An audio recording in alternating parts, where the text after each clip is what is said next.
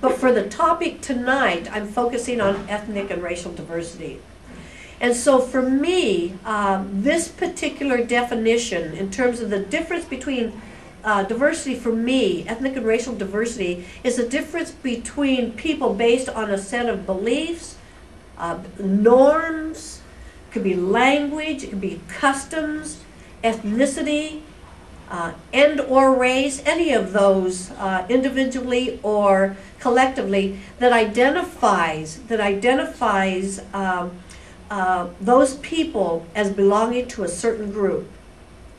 And that's sort of an academic definition, but I wanted to make sure that I listed things other than just ethnicity and race when I'm talking about ethnic and racial diversity. So why does this matter? And I alluded to some of that just a few minutes ago. First of all, I can tell you right now that it doesn't matter what type of library you represent for those of us who are practitioners, and for those of you who are going to go into the workforce. Doesn't matter what type of library. The parent organization or the parent institution of that library, of those libraries, are under pressure to diversify. We're under pressure to see how we can make those organizations, it could be city, county, it could be a college or university, it could be a school or a school district, or it could be a government agency or a corporation. They are under pressure to diversify. And that pressure, as we all have felt, trickles down to the different departments and to the different sub-organizations within the parent group. Another reason why this matters is because, as I mentioned, here in this country, we are in a time of necessary transition. Now, you noticed I put necessary transition. I could have said we are in a time of transition, but it is necessary transition. 2 days from now, I'm going to be giving a talk on emotional intelligence. It's a leadership theory that I feel very strongly about, that is a leadership theory that I was practicing before it became a theory, or at least before actually only became a theory maybe in the mid-90s. And when I read it, it was like, oh, that describes me, when they were talking about the leadership traits for EI. And transition, part of transition for all of us, whether you're a student or whether you're a practitioner, is that our organizations are changing and need to change. And part of that change is, how are we going to embrace working and serving a diverse population, and how are we going to embrace recruiting and retaining a diverse workforce? And this topic, the whole topic about diversity, I always make it clear when people ask me, would you come and talk about it? You know, the first thing I ask them, now, are you expecting this to be a diversity training session? Because I do not do diversity training. I've not been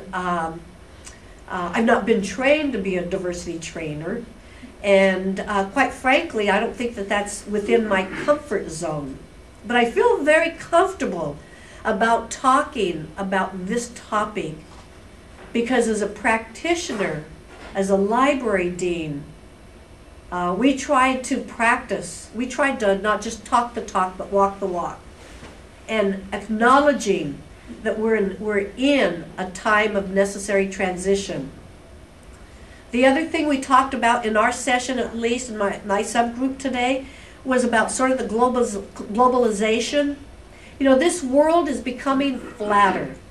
And it's not just, if you've read that book, it's not just the economic part of it, but it truly is the fact that there are more diverse ethnic and racial diverse groups in this world than ever before.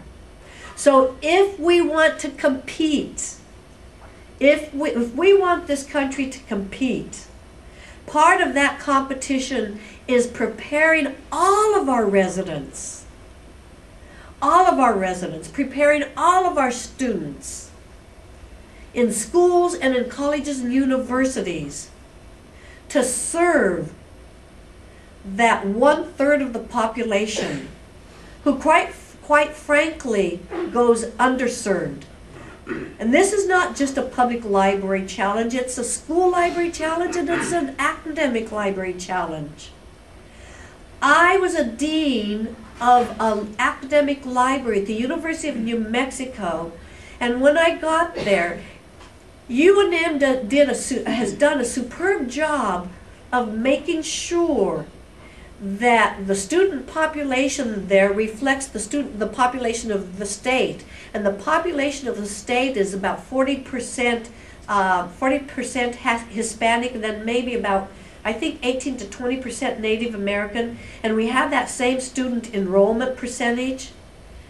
And when I first got there, I was shocked because I wouldn't see them in the main library, I wouldn't see them in the branch libraries. I kept thinking, where are these students and why aren't we serving them? And I'm not convinced that these same students could tell me, oh, I don't come into the library because I know how to use all the resources online. I'm not convinced of that. So the point that I'm making is it's not just a public library challenge. It's an academic and a school library challenge. And then the last reason why this matters, for those of you who might know Regina Minudri in California, a wonderful leader in public libraries, was the head of Berkeley Public Library for many, many years. I went to a session at CLA many years ago, and she was talking about some aspect of it. She was actually on a panel, and it was concerning diversity. And she got up and she said, and it fits right into social responsibility. She says, we have to do it because it's the right thing to do. So we owe our communities, as information professionals, we owe our communities.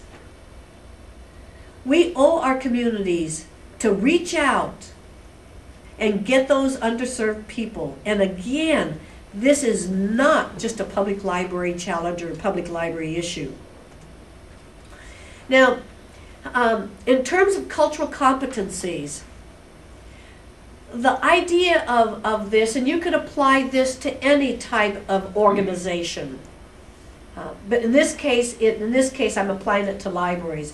It's the ability of a person, of a staff person, to be able to work effectively, in cross-cultural situations internally within the library. In other words, work with people who look like you and work well with people who don't look like you.